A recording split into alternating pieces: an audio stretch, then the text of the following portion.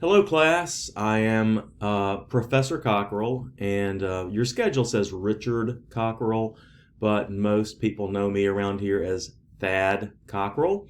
And my students generally call me Mr. Cockrell or Professor Cockrell. I don't have a doctorate, so I'm not Dr. Cockrell. I've been at the college for a long time. So if you were to go asking for Richard Cockrell, they might be a little confused. But if you ask for Thad Cockrell, if you're on campus anytime, I think you'd probably find me more easily.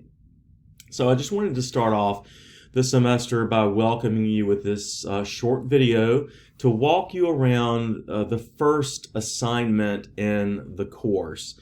And I assume that you've reviewed the syllabus already and that you see that there are 3 essays that you'll be writing this semester. The first one's coming up. I believe it's due February 19th. Let's just look at that since I've got you right here.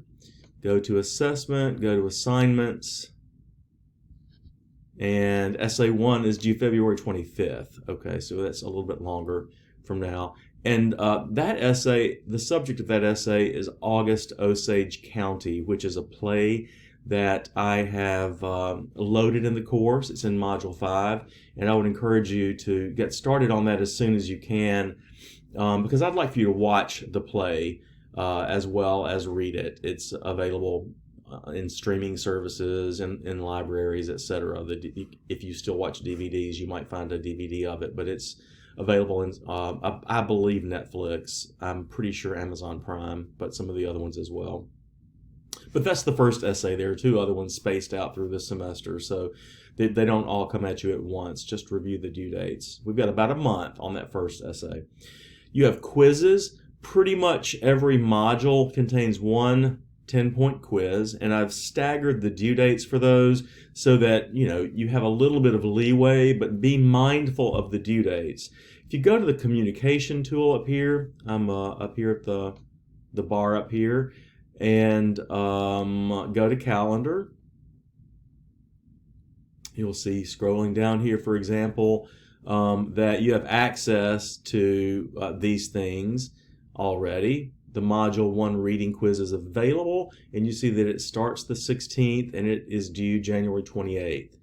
Let's go down here to see where the next few quizzes are, just so that I can make sure everyone understands how this works. Well, over here, Module 2 reading quiz is due on February 11th. So you see the calendar has these dates on it. Let's see. So I wanted to talk to you just about briefly in this 15-minute or less video, briefly about the course and why you're in this course. This is a Gen Ed literature course. So it is a course in which we read poems, short stories, plays, one play. We don't read a novel in this course, but this is fiction that we're dealing with, fiction and poetry. So I have along the way also given you some terms, some literary terminology that will assist you in talking and writing about literature. So this is a literature course. It is specifically an American literature course. So everything that we read in the course is written by an American, of course written originally in English, by that person. More specifically, it is a current American literature course. Okay, so everything we read in this course is from certainly the 20th century and more recently. Most of it is since 2001, and much of it is from within the last 5 years, including the short story that we're looking at to start the semester. So if you go to content and you look at Module 1, Introduction and Important Documents, you see that the first thing on the list here is to read the short story FaceTime, which is linked below. And I had some trouble getting it in the course, but I replaced what was there with this, which is a PDF document of the short story. So this is from the New Yorker magazine. It was published in September of 2020, sort of the beginning of the pandemic, first 6 months of the pandemic. A very frightening time, if you can remember that. It was frightening for me. I assume it was frightening for you all as well. And so Lori Moore captures some of that fear that Americans, that we had during this time, some of the fear and the uncertainty. You may notice something about Lori Moore's tone, her voice as a writer. I mean, she writes differently about the pandemic than, for example, Jocelyn Nicole Johnson would write about it, or Ron Rash would write about it, these other American writers we might be looking at this semester. So there's a little bit of dark humor that is part of Lori Moore. If you picked up on that, if you've read the story already and picked up on that, you were right to pick up on that. But it is a straightforward narrative. Okay, so moving down here, let me just walk you through this a little bit if it's been a while since you've read a short story. Published, as I said, in the New Yorker magazine, which publishes very good fiction. I don't know who drew the cartoon that they chose to accompany the story, but it's a woman on an iPad. It's maybe supposed to evoke something of the mood of the story. But Lori Moore did not draw that picture. I just want you to know that in case there's any confusion. So the story begins here. I asked my father if he knew where he was, and he said, kind of. You're in the hospital. Your hip surgery went well, but there's a virus and you have been found to have it. You're contagious. No one can get near. It's happening all over the world. You caught it in your assisted living facility. The chef had it. His blue eyes had a light that appeared to race from the back of his brain to the front. The brightness of them seemed to direct itself with sudden power into the screen, then straight through and past me. The Berrywood chef? Yes. Now his eyes dulled again. The food was not that good. I did have a glass of lemonade once that was delicious, like in the war, cold lemonade in a jam jar. He licked his lips. There was crust in the corner of his mouth, and he picked at it with one of his long, now thin pianist's fingers. The oxygen tubing dangled on his chest. And then you move along here. You see there are links sometimes in New Yorker stories to, for example, here is an article by Deborah Treisman, an interview with Lori Moore. You don't need to read that. You can if you want to, but going back to the story, just again to walk you through a little bit here. The story continues there with this dialogue between the narrator, a daughter, and her father, who is in the hospital. So as you read the rest of the story, which is probably 10 pages long, I didn't count, and they're not numbered here in this PDF, you'll find other things like New Yorker cartoons, which you can ignore. They are just interspersed in the magazine along with articles and short stories that are published in each issue. They do not relate to the short story. There may be an ad. I don't remember for sure, but I want you just to be sure that you know you're reading the story, Lori Moore's story, FaceTime, and that you're not being distracted by a link or some unrelated cartoon. So just a minute or two more of this. Let me show you back to the beginning, the opening paragraphs of the story, just to show you a few things to be to remind you of. Okay, so this is a first-person narration. It begins with an I, so that you know the narrator is a character in the story. And from these opening passages, if you read them carefully, it's pretty obvious.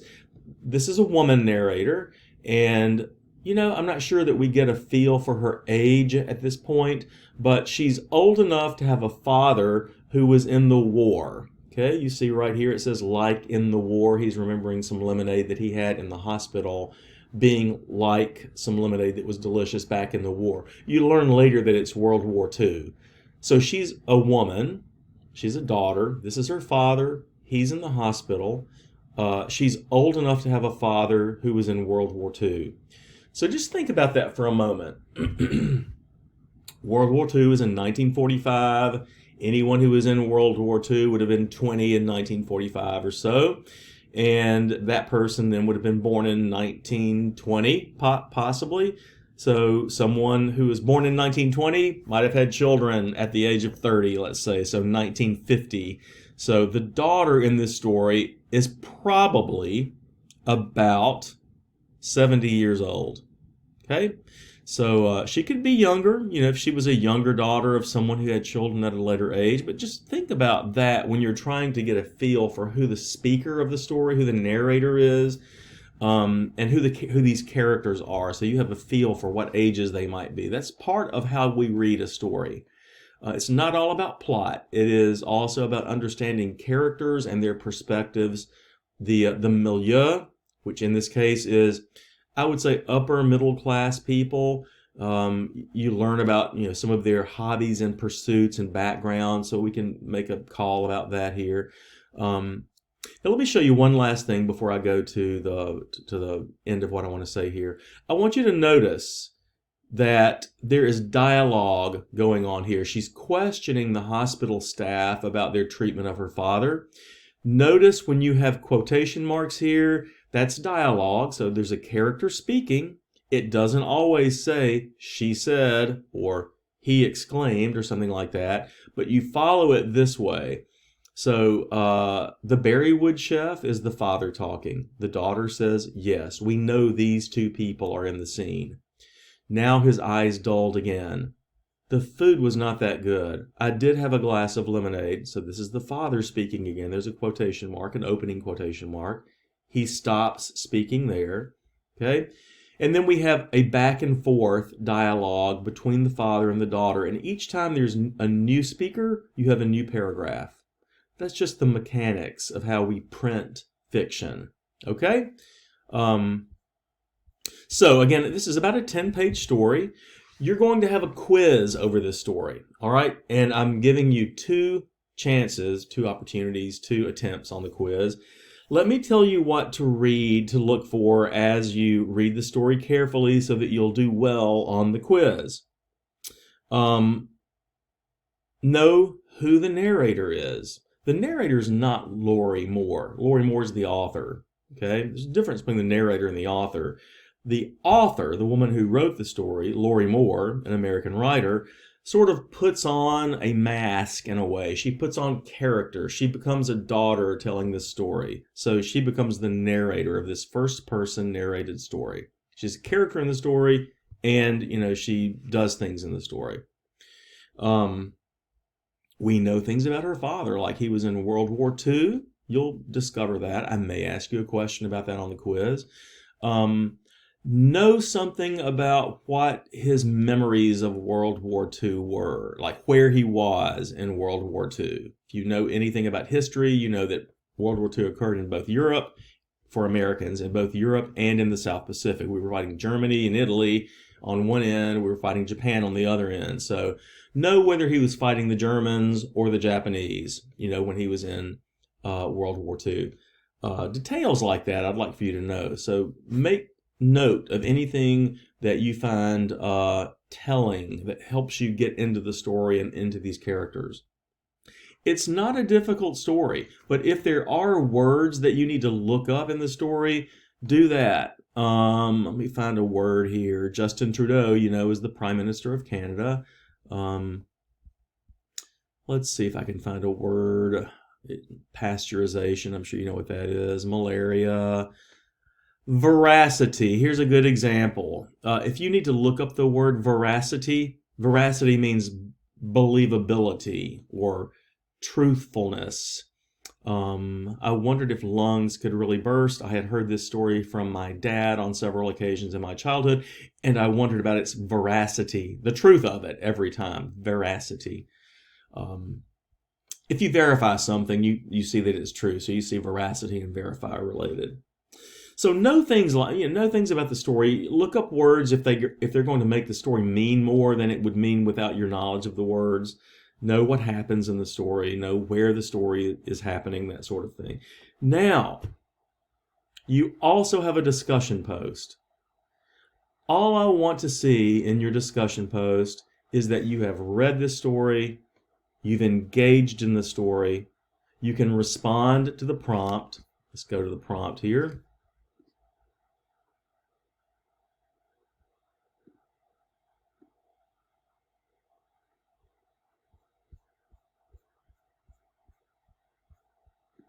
It's just your response to FaceTime. So read the story. Then post, post an original thread in which you refer clearly to something in